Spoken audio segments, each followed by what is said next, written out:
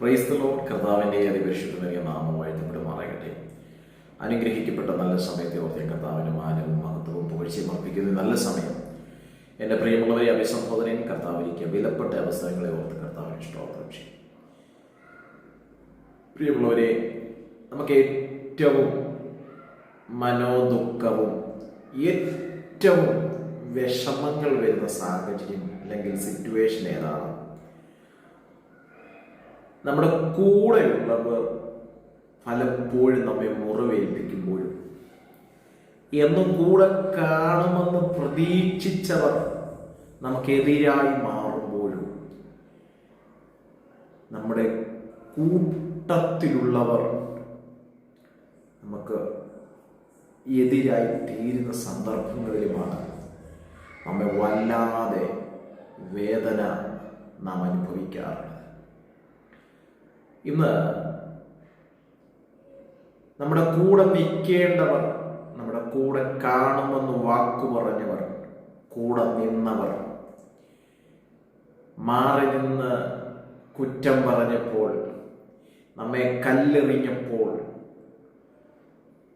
വേദനയോടെ എന്താ കർത്താവെ ഇങ്ങനെയെന്ന് ചോദിച്ച ചില പ്രിയപ്പെട്ടവരെ നോക്കി പരിശുദ്ധാത്മാവ് തിരുവചനത്തിലൂടെ സംസാരിക്കാൻ ആഗ്രഹിക്കുന്നു. സങ്കീർത്തനങ്ങളുടെ പുസ്തകം 3-ാം അധ്യായം അതിന്റെ 2-ാമത്തെ വേദഭാഗം എങ്ങനെയാണ് വായിക്കുന്നത്?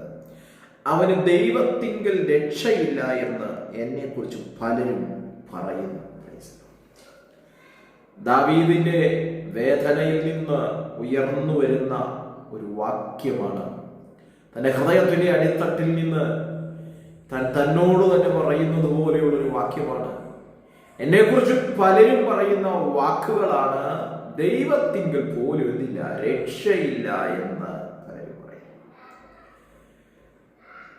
1-ാമത്തെ വാക്യത്തിൽ തന്നെ ദാവീദ് ദൈവസന്നിധിയിൽ വയ്ക്കുന്ന ഒരു അപേക്ഷാ പ്രാർത്ഥനയാണ്, യഹോവേ, എന്റെ വൈരികൾ എത്ര പെരുകിയിരിക്കുന്നു. അടുത്ത വാക്യം, എന്നോട് എതിർക്കുന്നവർ അനേകരാണ്.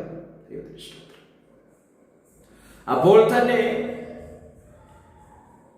എതിർക്കുന്നവർ അനേകരുണ്ടായിട്ടും എതിരുകൾ പലതും തരണം ചെയ്തു വന്നിട്ടും ദാവീദ് അവിടെ ഒന്നും ക്ഷീണിക്കാതിരുന്ന സാഹചര്യം ഉണ്ടായിരുന്നു.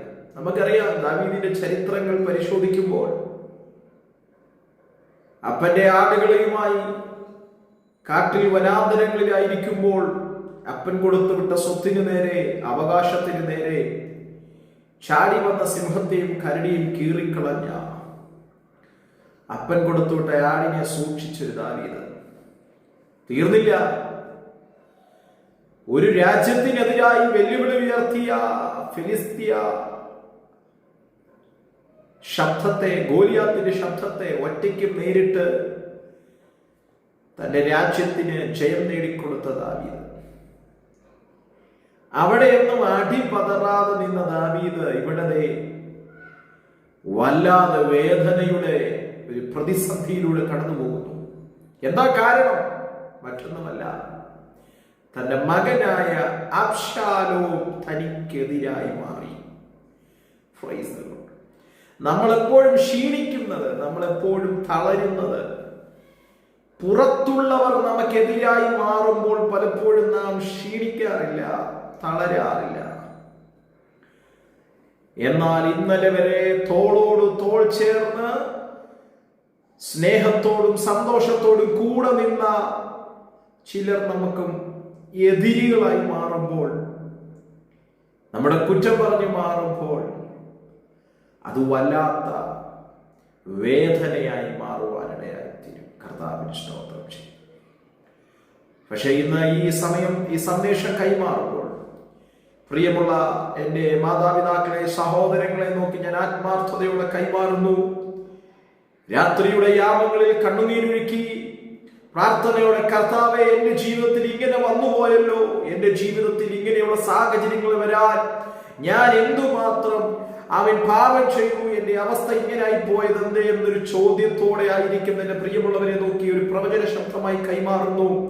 ആരൊക്കെ താങ്കളെ നോക്കി നീ പ്രാർത്ഥിച്ചിട്ട് ഗുണമില്ലെന്നും ദൈവത്തിങ്കൽ പോലും നിനക്ക് രക്ഷയില്ല എന്നും പറഞ്ഞ ചില സന്ദർഭങ്ങളെ തിരുത്തി എഴുതാനുള്ള ദൈവത്തിന്റെ പ്രവൃത്തി ചലിക്കും. വളരെ പ്രാർത്ഥനയോടെ മുന്നോട്ട് പോകുവാനിടയായി തീരണം. ദൈവത്തിന് ഇഷ്ടം. പിശാചിന്റെ തന്ത്രങ്ങൾ അറിയാത്തവരല്ലല്ലോ എന്ന് തിരുവചനത്തിൽ നമ്മെ പഠിപ്പിക്കുന്നു. എന്നാ പറഞ്ഞതിന്റെ അർത്ഥം? നാം തളരുന്നത് എവിടെയാണെന്നും നാം ക്ഷീണിച്ചു പോകുന്നത് എവിടെയാണെന്നും പിശാചിന് നല്ലതോണം അറിയാം. നമ്മുടെ വീക്ക് പോയിന്റ് എന്താണെന്ന് പിശാചിന് അറിയാം. ഒരു പക്ഷെങ്കിൽ ഒരു രോഗം കൊണ്ടിട്ടാലോ, ഒരു പ്രതിസന്ധി കൊണ്ടിട്ടാലോ, ഒരു കടക്കണി കൊണ്ടിട്ടാലോ, പുറത്തുള്ളവരെന്തെങ്കിലുമൊക്കെ പറഞ്ഞാലോ നമ്മളത് മുഖവിലയ്ക്ക് പോലും എടുക്കാതെ തട്ടിക്കളയുന്നവരായിരിക്കാം. എന്നാൽ നമ്മുടെ കൂടെ നിന്നവർ ഒരു പക്ഷെങ്കിൽ നമ്മെ നിസാരമേറിയ ചില വാക്കുകൾ പറഞ്ഞാൽ പോലും നാം തളർന്നു പോവുകയും ക്ഷീണിച്ചു പോവുകയും ചെയ്യുന്ന വ്യക്തികളായിരിക്കാം. എല്ലാ വ്യക്തികളും ഒരുപോലെയല്ല. ദൈവത്തിന് ഇഷ്ടം. എന്നാൽ അങ്ങനെയുള്ള ചില വ്യക്തികളെ